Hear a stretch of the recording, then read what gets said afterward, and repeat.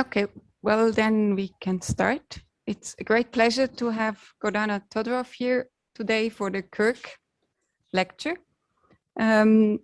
Before she will start, I give a short introduction.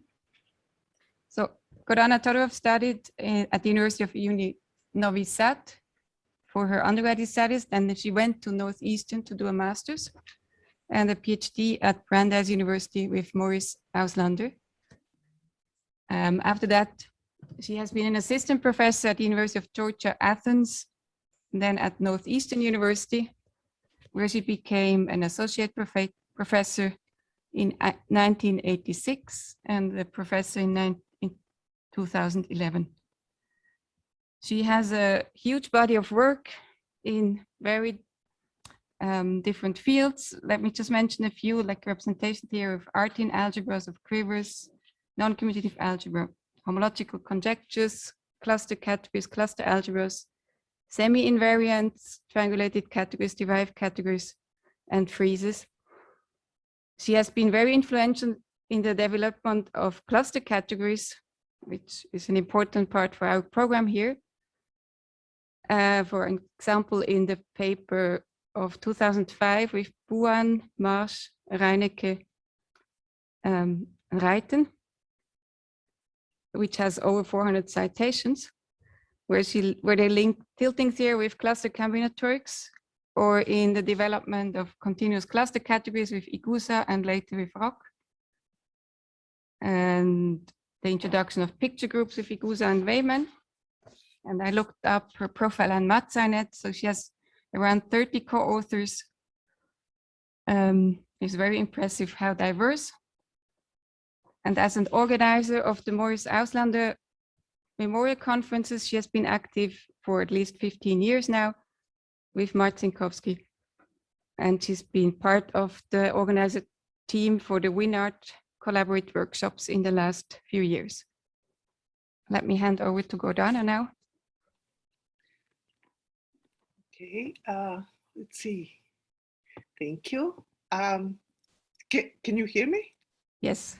Okay, well, thank you, Karen, for a nice introduction. And well, first of all, I would like to thank INI or Institute, Isaac Newton Institute, for really hosting this workshop and in such a beautiful way and in complicated way. Also, I would like to thank organizers for giving me this chance to talk here. And now I think I can start with my talk, which would be, okay, so I'll start sharing my screen now.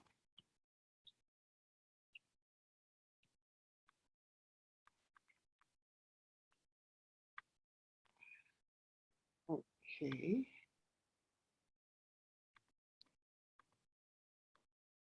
Okay, well, this is the title of my talk. So it's clearly cluster algebras, because this is cluster algebras workshop and related topics. And these cluster algebras, I will be talking about one picture. And here's the picture. So I want to mention many, many things which are related to that picture and different interpretations of the vertices, lines, and so on. And as I said, I do want to thank Isaac Newton Institute for organizing or for giving us chance for that. So let me start. As I said, there will be many things that I want to mention. So cluster algebras, well, Bernard Keller already gave beautiful many talks about cluster algebras, but wait, just a sec. Do we have the slides already, or will you send them later? Oh, I'm sorry, I forgot. I forgot to send them. I'll send them later, okay? Because I right now I think if I try to send them, I'm afraid I might mess up, you know, buttons or something. So I'll send them after the talk. Is that okay? Yeah. Okay, so cluster algebras, of course, they were introduced with Fomin and Zelevinsky, and there are clusters, cluster variables, mutations, C vectors, green sequences, and maximal green sequences. So all of these will be somehow illustrated on my example on the picture. And then after that, there are cluster categories, which were introduced by Buon, Marsh, Reinecke, and Reiten. And then Amiot and then go, and then we had Fedele's nice generalized cluster categories talk just a few days ago, which was really nice. So for cluster categories, we have cluster tilting objects, rigid objects, mutations, maximal green sequences, kind of related exactly to the things that we have for cluster algebras, and that's exactly the point of cluster categories. But then related to that are clearly semi-invariants, and that will also be illustrated on my pictures. Well, semi-invariants were started with Schofield and Dirks and Wayman, really nice works. But we'll be talking about semi-invariants on presentation spaces, domains of semi-invariants, and again, that will be illustrated on the same picture. And then all of that has interpretation in terms of stability conditions. Well, stability conditions with Bridgeland and Alistair King. And we'll be talking about semi-stable objects, and all of this can be seen on the picture again. And then exceptional sequences, Bill Croy-Boy and Ringel talk about exceptional sequences, a lot of work. Well, I want to point out how one can read off some of the exceptional sequences, actually in some situations, all of them, from the pictures.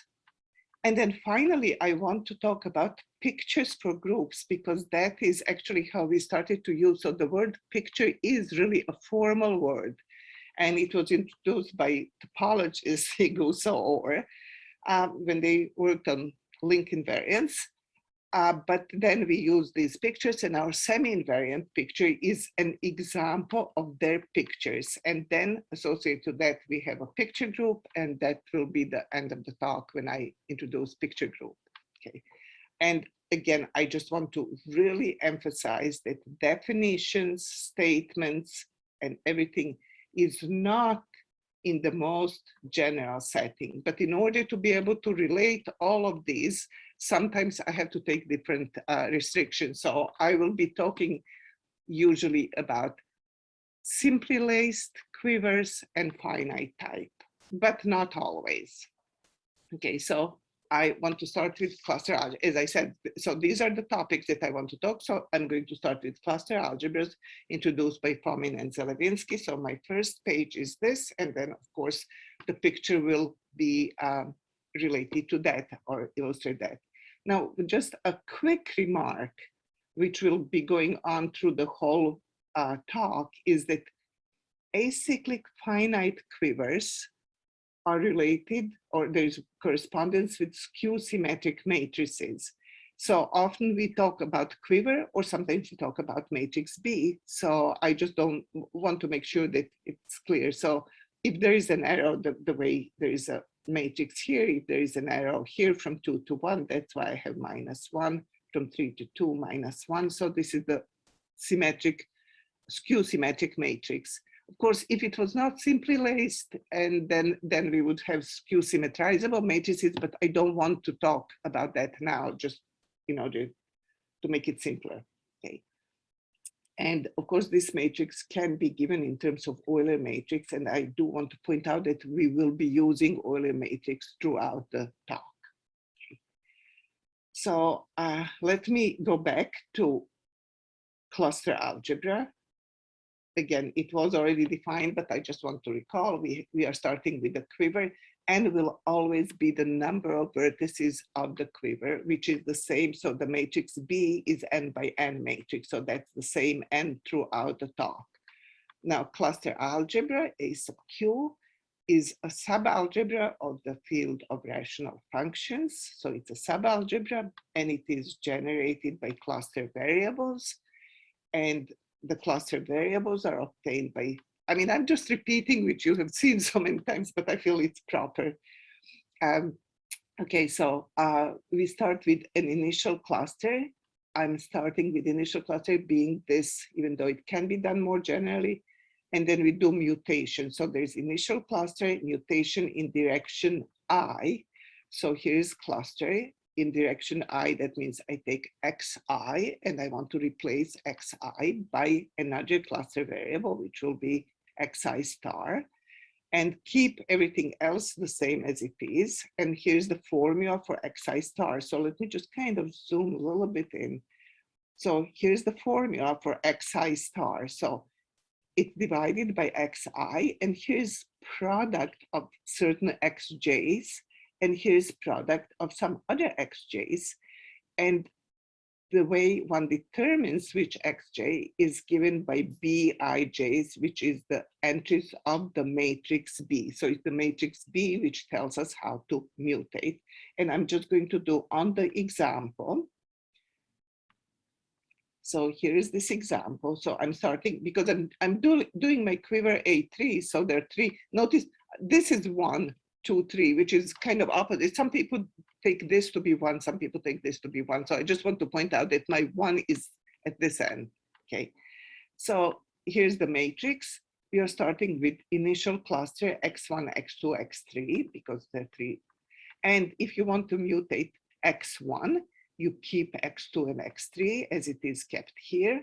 And then x1, to get the formula, using that formula, we get this. And notice this x2 just appears because I have in the first column entry 2.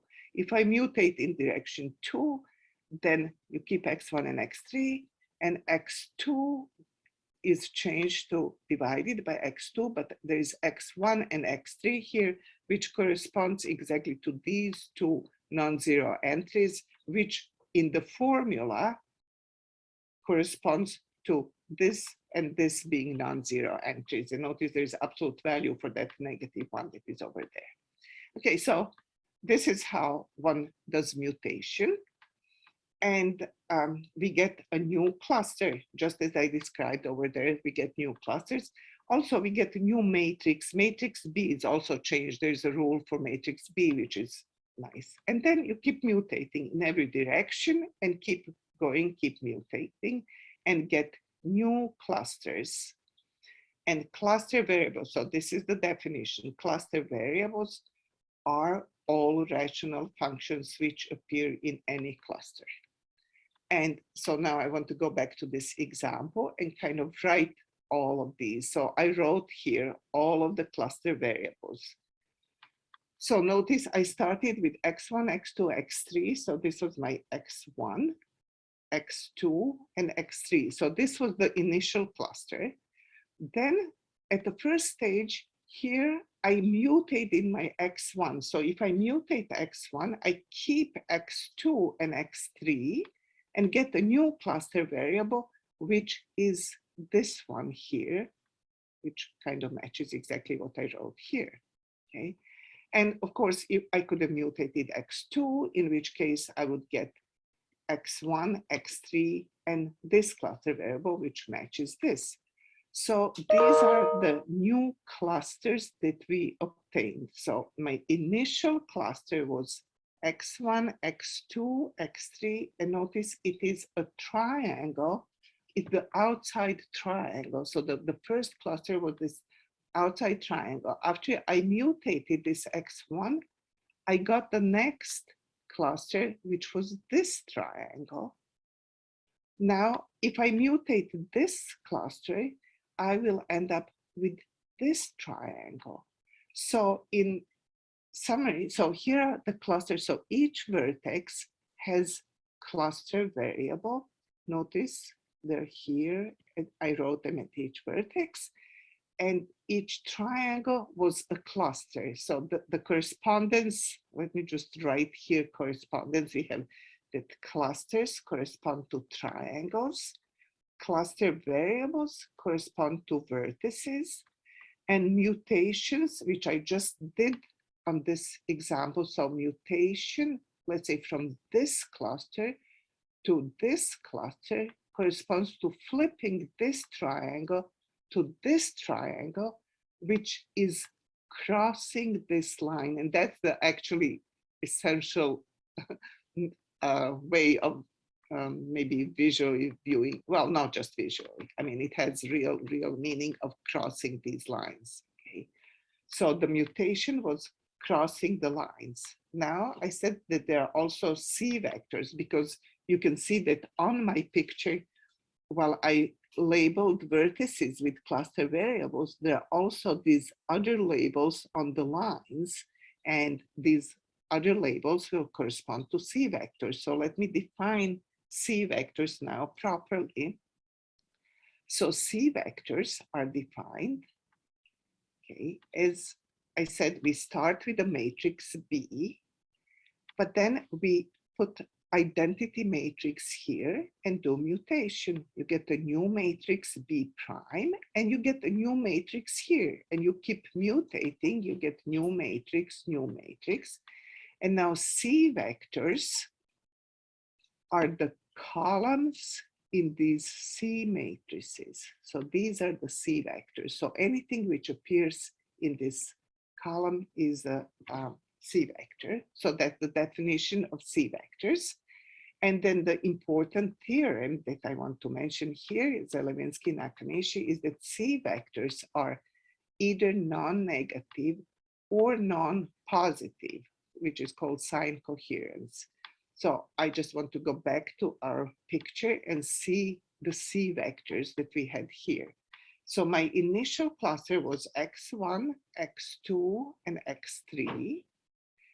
The matrix that we had here, was identity. So that means that the first C vectors were actually first three basis vectors, and that is this E1, E2, and E3. Then after we mutate this cluster X1, X2, X3, and we got into a new cluster with new cluster variables, but then at the same time, we are getting new C vectors. So the C vectors are now, there is this negative one, and this one, and this one. Again, C vectors are either non-negative or non-positive. I'm using green sign, which is quite obvious about green mutations, right? So I'm using green sign for positive C vectors, and I'm using red sign for the negative C vectors. So in this cluster, or corresponding to this cluster, we have two green vectors, two green C vectors and one red. Now, if we mutate from here to here, then we are going to end up with two red C vectors and one green C vectors, and so on. So all these lines are now labeled by C vectors, and notice concavity of the line, which is also normal orientation of the line, is indicates which side has a positive C vector and which side has a negative C vector, which holds throughout. I didn't label each part, but on the whole circle, we have the same labeling as it is here. Okay, so this is about C vectors. So C vectors are lines, and they're curved, and they're positive or negative. And now green mutation, just as I said, mutation is crossing from one triangle to another triangle across a line, meaning across a C vector. So the definition is a green mutation is crossing C vector line from green positive side to red negative side. Of course, these are mutations that Bernard Keller explained how you mutate by clicking and seeing which vectors are. So these are, there are many different interpretations of these green mutations. Okay, so I'm just using this interpretation. And maximal green sequence is a sequence of such mutations which cannot be extended with another green mutation. Okay, so let me go on the picture and show. So when we mutate from outside to this triangle, right? I was going from, okay, maybe I'll go here. I go from green to red, so this would be one green mutation. Now, if I go across this line, again, I'm going from green to red, so that's another green mutation, another green mutation, another green mutation. Once I come to this triangle, notice all C vectors in this triangle are red, so there are no further green mutations. So this is an example of a maximal green sequence. I just want to point out, like, I could have gone this way or this way. This way, however, this would not be green mutation because I would be going from red to green, but going this way is a green mutation. So this would be green mutation, and again, stops here. So maximal green sequences are these sequences of green mutations which start from outside and inside, or for some other people, convention is actually start from inside, go outside. But it's, as long as it is consistent, it stays the same way. So these are maximal green sequences. So just summary, on this one, I have cluster variables on each of the vertices, including this initial cluster. This was my initial cluster. And I have I have clusters as being triangles. I have mutations going from one triangle to the triangle next to it, crossing a line. And I have C vectors which label the lines. And C vectors are positive or negative depending on the orientation of this line, or if you will, here is concavity. Now I want to go to cluster categories and talk about cluster categories and meaning of cluster categories. Now, again, for cluster categories, in this talk, I restrict everything to simply laced acyclic quivers, even though there are more general statements, okay? And for the cluster category, the definition, I start with such a quiver. I look at the category of representations, finite dimensional C representations. I take DB to be the derived category of bounded complexes. Tau is Auslander-Ruyten functor, and then cluster category is the orbit category. And let me just do exactly this on this example. So let's see, I just want to, okay. So representation, so I'm taking this quiver, A3, and indecomposable representations, always representations are nice. If it is finite type, Auslander-Ruyten quiver shows everything, right? So here are my indecomposable representations. There are 6 of them for this quiver. And they're indecomposable, they're irreducible maps, and this is called Auslander-Ruyten quiver. Now, for the derived category, because this is a hereditary category, the derived category is really easy to describe because it has the same as this representation or module category. Then it has shift, since all complexes are just stock complexes, then it has next shift, and that is how the derived category looks. Now, the Auslander-Ruyten functor, the point is that this correspondence from here to here is really functorial. So this is the Auslander-Ruyten functor. Well, tau goes this way, tau minus goes this way. And then the cluster category is orbit category. So what does it mean? I take P1, I take shift of P1, and then tau minus of that. So that means that the P1 and this one are in the same orbit. P2 and this one are in the same orbit. P3 and this one in the same orbit. So looking at that, one can see the fundamental domain can be seen quite easily as modules and shifted projectives. So let me just put it here, except that sometimes it's more convenient to put shifted projectives here. Since it is orbit, you can put them on the left side. So here's my fundamental domain of the cluster category. Of course, if it's finite type, you have only finitely many. If it's not finite type, it becomes bigger. Okay, so it has the modules and it has shifted projectives. And now I'm going to the picture again. And the picture, here are the module. Oops. Let me just do it this way so that I do have, yeah. Okay, so I have these 6 modules, which are exactly these 6 modules, P1, P2, S2, this, and that. So these are the 6 modules. And then there are 3 shifted projectives, and these are 3 shifted projectives. So these are all indecomposable objects. And now we have triangles here and so on. And I want to give interpretation in cluster category, which is kind of natural thing that one would expect. Okay, so cluster tilting object, which will correspond to cluster in cluster algebras, is an object which has n indecomposable non-isomorphic summands, which don't extend each other.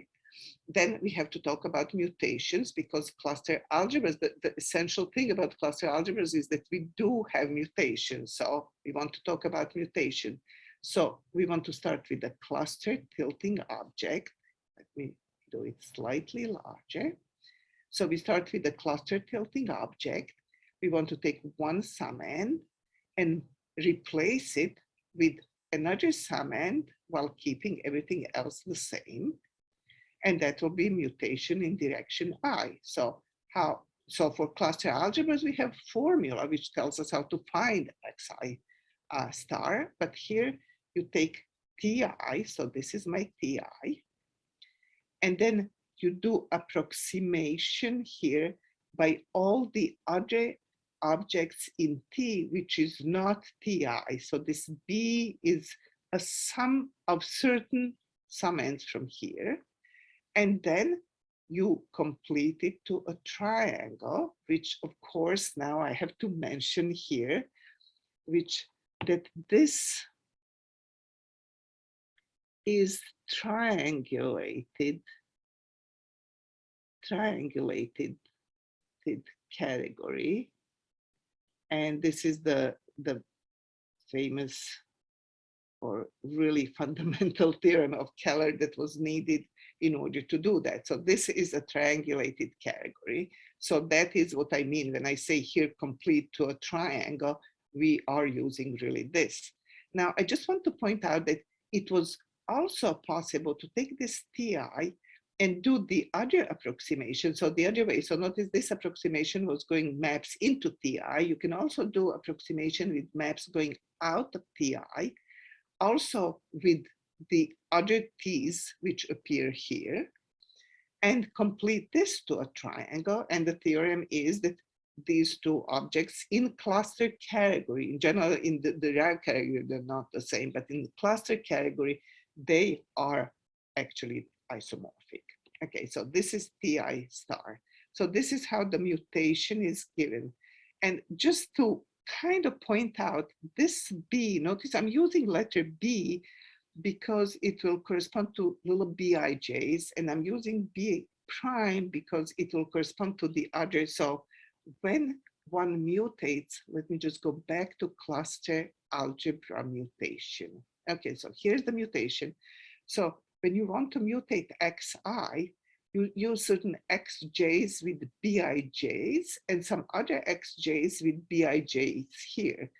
Well, these xj's here will correspond to B in the approximation, and these will correspond to B prime in the approximation. So it's really, the way it works here is exactly the way it works here. This is bij's and these are the other bij's. Okay, so this is a mutation. So now let me just go back to the picture because everything has to have explanation on the picture. So each triangle here, I think this will be a good, so for example of a cluster tilting object is if you take P1, P2, P3, they don't extend each other. And this is exactly this triangle. Or we can take P1 shift projectives and they will correspond exactly to this outside triangle. Now, when we mutated this one, we got a triangle here, which corresponds to taking this cluster tilting object, mutating this object, P1 shift, and getting P1 here so that this is a new cluster tilting object. So notice this cluster tilting object now corresponds to this triangle. If we mutate P2, we are going to end up with this. So we are going to end up with this triangle. So in short, indecomposable rigid C cluster objects in the cluster category are vertices. Cluster tilting objects are triangles, just as clusters were in the cluster category, and mutations are, again, crossing lines from one triangle, going to another triangle, going to another triangle. So these are the mutations. And so here's the theorem. I just want to point out that the theorem says that there is one-to-one correspondence. Cluster variables correspond to indecomposable rigid representations. And since I had finite type, everything was rigid. Okay, so that was exactly why my labeling was the same. Cluster variables were going to indecomposable objects. Clusters, which were triangles, go now to cluster tilting objects, which are triangles. Mutations of cluster variables in formulas correspond to cluster tilting mutations as described here. And again, that corresponds to mutating from one triangle to another triangle.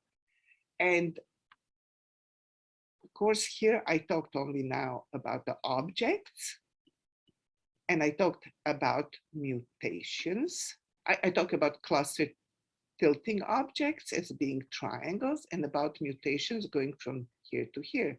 But in cluster algebras, we had C vectors, and C vectors labeled our lines. So now I want to mention C vectors, how they correspond here. And that is the really, really nice, important theorem by Sperry and Thomas, which says that C vectors correspond to indecomposable rigid representations, plus or minus, because C vectors are either positive roots or negative roots. And that's exactly what I did here. My labeling here is, notice, this is dim S1, which was our C vector 1, 0, 0. And this is minus dim S1, which is a C vector, which we had here. And similarly, one can, okay, I wrote only green vectors, but on the other side, I would write the same negative, negative, negative.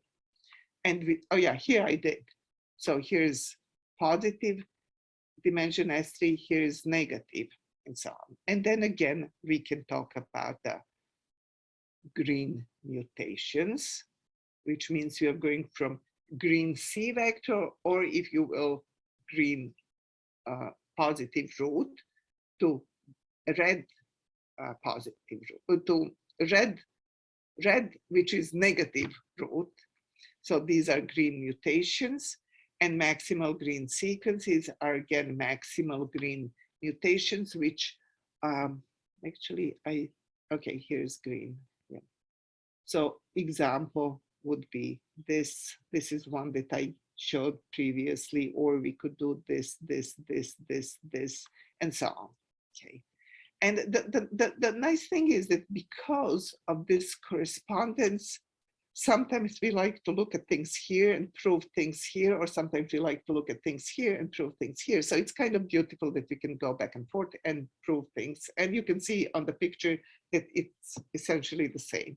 Now, the same pictures do have other interpretations, and this is our semi-invariant. So I want to talk now about semi-invariants. So again, simply laced acyclic, and this Lincoln quiver. Now the semi-invariant, I think I need to, okay. So the semi-invariants, originally we had the work of Schofield, the Dirksen-Weyman, about semi-invariants on representation spaces for what they call dimension vectors, meaning integer vectors with non-negative entries. Okay.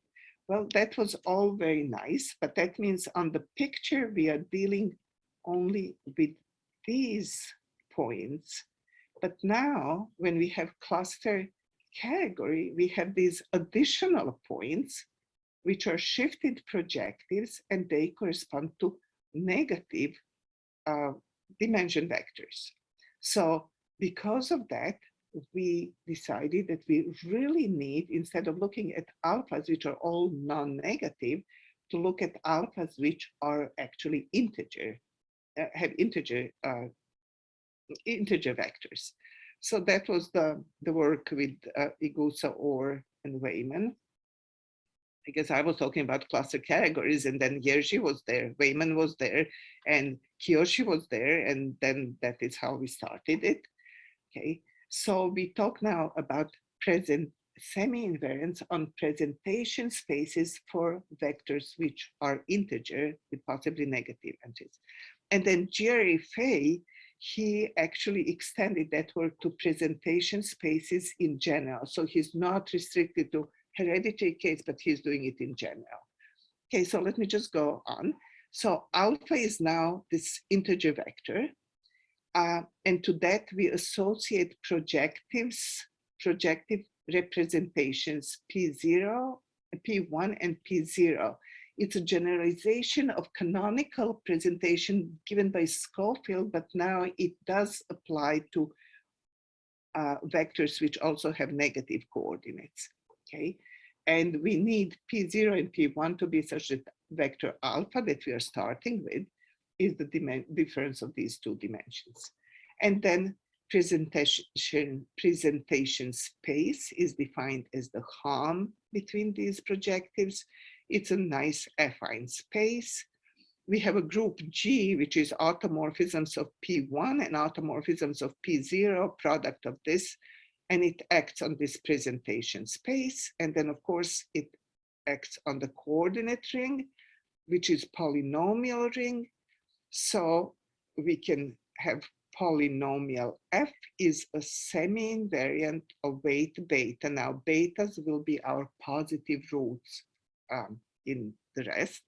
So we have semi-invariant of weight beta if G acts on F in such a way that it multiplies by the determinant of each of the GIs to beta I. So the beta coordinates of beta are the weights which tell you what the determinant, what is the power of determinant that is used here. So that's the definition of semi-invariant. And then here's the theorem. Okay, start with Q Dinkin quiver, even though it is true more general. Now, if we start with alpha, integer vector, and beta, a positive root. So this is positive, negative, beta is just positive root. Then presentation space, which I just defined above, has a semi-invariant as this of weight beta, precisely when the Euler bilinear pairing of alpha beta is 0 and alpha beta prime is less than or equal to 0, where beta prime is subroot, meaning it corresponds to a sub-representation.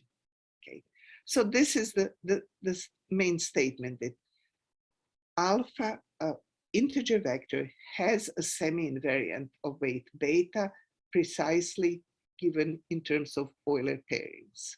Okay, and because of that, here is we want to define and we want to study this, right? So we start with a positive root. So I'm starting with a positive root, and I want to find all alphas which have semi-invariants of weight beta. So here's beta, and d beta is defined to be all v in Rn. It could be in Zn, but actually we extend to Rn, such that this Euler rule holds for v beta is 0 and v beta prime is less than or equal to 0. Now notice this, since this is given with Euler matrix, I mean, this is Euler pairing, these are just hyperplanes or parts of hyperplanes. So d beta is a hyperplane or it's a part of hyperplane. Now we take all of those d betas for beta positive roots, and then so you have hyperplanes, right, or parts of hyperplanes, and intersect with Sn minus 1, so with the sphere. This is a sphere, and this is what we call semi-invariant picture. This is the picture that is happening throughout the thing and which will happen at the very end of the talk, right? So this is semi-invariant picture. So here is the picture. If I take my beta to be root 1, 0, 0, then d beta is the same as d dim of S1, and that will be a hyperplane. Actually, this one will be entire hyperplane, and then when you intersect it with this in R3, and then when you intersect with the sphere, you're going to get a circle. Now this here is actually projection of all of these circles. I mean, it is actually, you have your sphere and then you have circle like this, but this is just projection of all of these circles or partial circles. Okay, so let's see what we can read up that picture. Okay, oops, I think I want to make it slightly larger this way.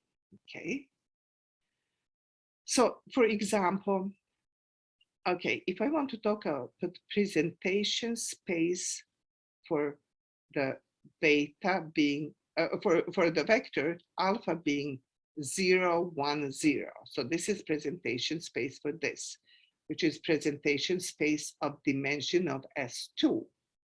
So here's my S2, and I want to talk about presentation space of S2.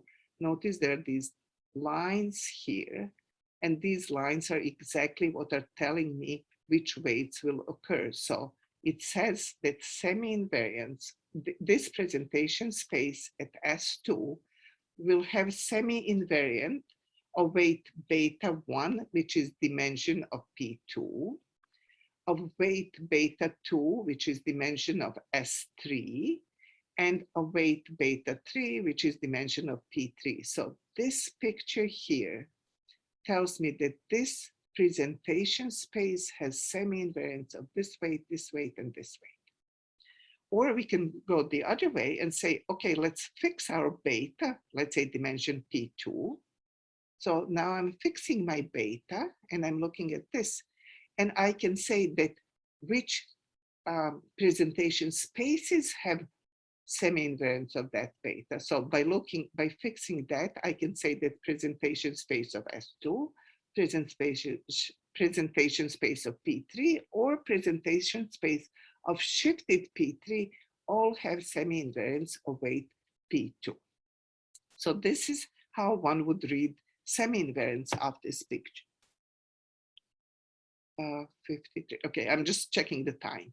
Okay, now all of this can be stated in terms of stabilities. I mean, clearly this condition here is essentially stability. I just copied it here, so it's essentially stability condition. So if you define theta to be Euler pairing with V, where V is in Rn, then it is a map from Rn to R. And then we say a module M is theta semi-stable if theta on dimension of M is 0 and theta on the submodule is less than or equal to 0. And now on the picture, I'm just restating this on the picture. So if M beta is indecomposable module with dimension beta, okay, then M beta is semi-stable for all thetas which are Euler pairings for V on D beta. So what it says is that this is semi-stable for all Euler pairings for all V's going along here. Or here, I just have an example. If I take Euler pairing with S2, with P3 and shifted P3, then module P2 is theta. So module P2 is theta 1, theta 2, theta 3 semi-stable. Or if I take theta to be non-negative combination, then P2 is theta semi-stable. So one can read which modules are semi-stable here. Now, as I said, there is, okay, I have another 5 minutes. Okay, so there are 2 more interpretations that I want to talk about. Okay, so here's exceptional sequences. Well, a sequence of representations Q is like this, is called exceptional if it is exceptional, so no extensions and division endomorphism ring is division ring. But this is the important part, that there are no, okay, there are no harms and no X going this way, right? So this is this condition on exceptional sequences, okay? And I wrote here a collection of such exceptional sequences, but on this example of A3, but I want to show how on this picture I can read some of these. Well, actually, on this picture I can read. Okay, so I can start because I'm on example A3. That means my exceptional sequence will have 3 objects. So I need E1, E2, and E3. I can pick anything for E3. Once I pick something, an indecomposable object for E3, then it's maybe this one or this one or this one. So once I pick my object, you can see that there are 2 or 3 domains coming here. So either around that point it looks like that, or it looks like that. And this is what I'm drawing here. So that once I pick my object, I have the domains of semi-invariants, which were our C vectors, right? So C vectors are the same as the domains of semi-invariants. It looks like that, or it looks like that. Now I can create an exceptional sequence by taking this E3 as I wanted to start. Now this beta 1 corresponds to M beta 1 module, which has that dimension vector. And this is M beta 2, so that is going to give me an exceptional sequence. Similarly this, and I wouldn't want actually to do this on this example, it's here written. So if I'm on P2, I start with P2, I cross S1 and S3, and that's why I have this exceptional sequence. Or I cross first S3, S2, that's why I have this exceptional sequence. If I'm on S2, I can do this way and this way, get exceptional sequence, or I can do S3, P3, which is this one, or I can do P3 and P2, which gives me this. So essentially, I can read these exceptional sequences here. And finally, in last 3 minutes, I just want to talk about pictures, because actually everything is picture. Notice I'm always using the same picture, right? Now I want to look again at this picture. Now, the notion of picture, as I said, it is, okay, let me do. The notion of picture is really a formal definition. There is a formal definition of pictures. It's supposed to be a k-dimensional picture. L is a subcomplex of a triangulation of sphere Sk together with normal orientation on k-1 simplices, which are usually denoted by sigmas, and k-2 simplices, which we denote by rows. So semi-invariant picture is example. This is a triangulation of S2. You can have this on S2. There are nice triangles here. And normal orientation on the picture is given with this concavity. And this is on and k-1 simplices, and then I have also orientation here. And now to a picture. So starting with the picture, we create a group. And here is the picture group. So this is what we call picture group. Picture group is a group associated to a picture. So I'm starting with k-dimensional picture. You label each k-1 simplex sigma. So I label this with x1. You can label the same different simplices with the same letter. And we, for the purpose of what we are doing, we are going to label all simplices on one curve with the same letter. So I call this x1, x1, x1, and so on. And then, so we label simplices. And then for each k-2 simplex row, which in this case is our vertex here, we define the following element. We define y of row to be product of certain x's, which we already labeled, to epsilons, which is, so it will be x's or their inverses, and I'll show on the example. So we have x's and we have relations. So G is defined to be group generated by these x's, which label our lines in this case, and with relations which are coming out of our vertices in this case. So this is our group, which we call picture group. And let me just do on this example.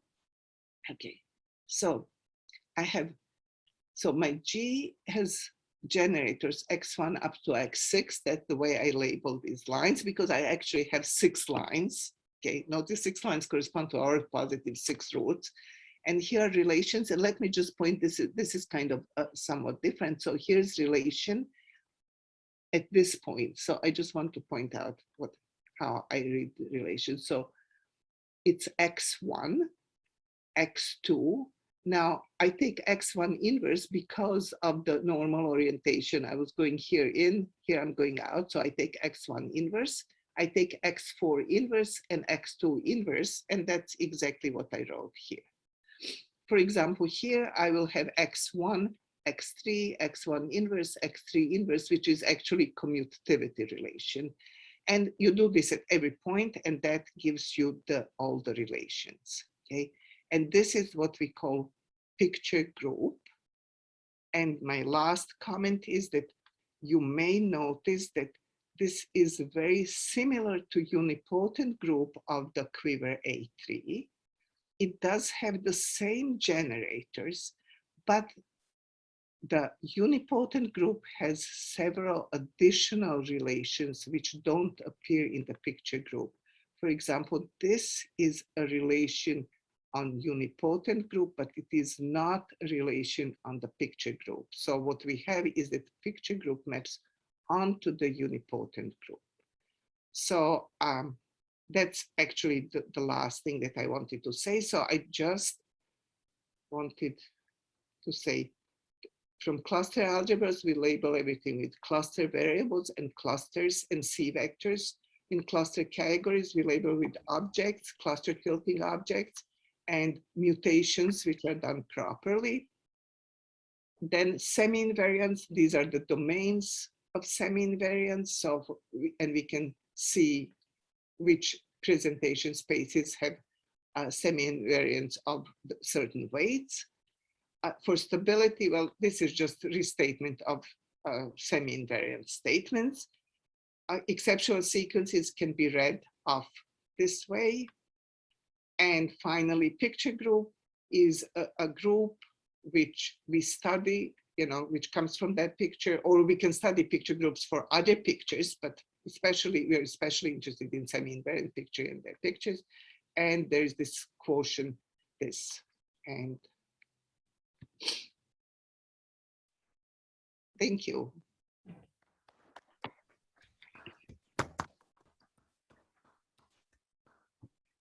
Thank you very much for this beautiful overview. Ulrike, do you want to say something? Or? No. So, other questions? Misha Shapiro asked what unipotent group is. What? I didn't understand. What the unipotent group of a quiver is. Maybe on your last slide. Oh, the notation. well, yeah. I mean, this is Lee. I mean, A3 is the quiver, right? So with the quiver, you have unipotent group, which is essentially, I mean, you can define essentially with these xi's. Usually these, which I called x1, x6, it is x01, x02, and so on, and then x21, and then the relations are quite similar to these, right? Except that you have these additional relations. So what is the size of the matrix? This is the same as 3x3 matrix. Or 4? It's 4x4 matrices, no? Yeah. For 3, yeah, you would start by 4x4 matrices. Yeah. That is, I mean, as I said, I was talking about, yeah. So you would start by 4x4 matrices, and you have x1, x0, 1, and yeah. Thank you. Other questions in the room?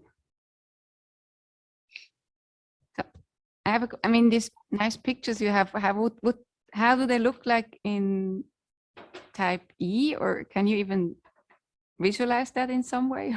Well, you know, it's already, I mean, okay, so even if you go for A4, right? So A4, what happens is in A4, you already have this, you know, S3. So right here, everything is on S2. So I have my S1s, right, circles around that. So already when you go to A4, you have, you know, S3, and on S3, so what corresponds to my circles here would correspond to our S2 spheres, right? So all of these intersections would be of S2 spheres. And then for E, I mean, I cannot, you know, topologists can imagine, I just cannot imagine them exactly. I mean, I cannot draw them or imagine exactly how to do. But the point is that, you know, that then we look kind of locally, you can also look at local properties, and then you get to smaller pictures. And what you said that, like in the example, that it could have locally 3 or 4 lines. So that's the general picture, or that becomes more complicated? Yeah, this becomes, well, you end up with these semi-spheres, you know, crossing, and they cross on smaller circles. So you end up with, well, with spheres or semi-spheres, yeah, crossing each other on smaller circles. Yeah. And yeah, I mean, I could, yeah, like, you know, oops, okay, let me do, so like, okay, so it can look like that. So if you, so this is now, right, this is one of the, let's say S2s, which now corresponds to my S1, right? And then here's another S2, like another ball, well, outside of the ball, and another S2. So the generalizations, right, of these, you know, triangles, now you have them looking kind of like this. So it's hard for me, I mean, right, so this is all part of a S2 sphere, and so S2 spheres intersect, and then you can see, yeah, so for example, if I was looking for exceptional sequence, right, I would be going, so if this one is curved this way and this one is curved this way, again, normal orientation, I'm talking about being curved, but it's normal orientation, then the exceptional sequence would be going through this point and then going through this point. So that would be how you would go about reading exceptional sequence, but now going through these surfaces. There's a question in the chat by Ralph Schiffler, whether you can say what kind of groups can be realized as picture groups?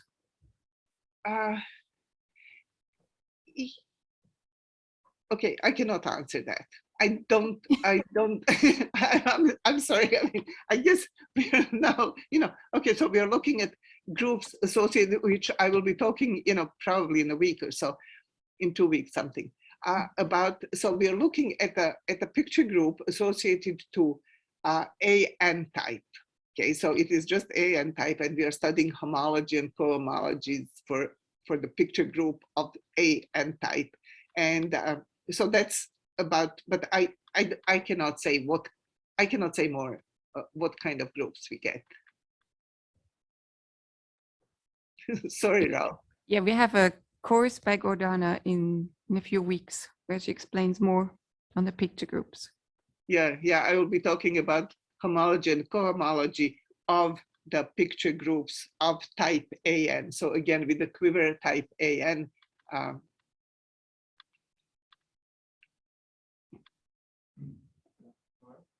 Yeah. Semi-late case are all the relations what are called square or pentagon relations. They're all either kind of x squared equals y squared or x squared equals y cubed. Did you hear the question? No, I'm sorry, I did not hear the question. Yeah, microphone doesn't. Yes. Well, while I understood. Hi, Gordana. It's Alistair Oh, hi. here. Hi. I wanted to ask whether all the relations are what I would like to call, say, square or pentagon relations. So either x squared equals y squared, either a commutational relation or sort of x squared equals y cubed. So in your picture, Yeah. all of the nodes are either Oh, just a yeah, crossing point or yeah, you're right. Oh, yeah, I forgot about. Yeah, you're right. Yeah, so this one will be. Yeah, this one is kind of easy to describe, right? For A3, that's what you are pointing out. yes, but in higher dimensions somehow it's all I mean, you said the relations are coming from codimension 2, so they're all, the slices will all look like this. Yeah, like yeah. And they'll always be squares, and they'll always be essentially squares and pentagons. Yeah, maybe that's nice too. Yeah. I guess I didn't. Yeah, okay. Yeah, thank you. If that's Yeah, that right. seems plausible. Yeah, that sounds quite right. Yeah. Okay, thank you. I guess I didn't think that. Yeah. Maybe I'll prepare next time I talk about this, I'll prepare that part also. Are there any other questions? And in the chat? No other questions. Well, then let's thank Gordana again for this beautiful talk. Okay. Thank you. And for the local participants, we have a reception. But for the online, this is going to close soon. Okay. So thank you. Bye-bye. Goodbye.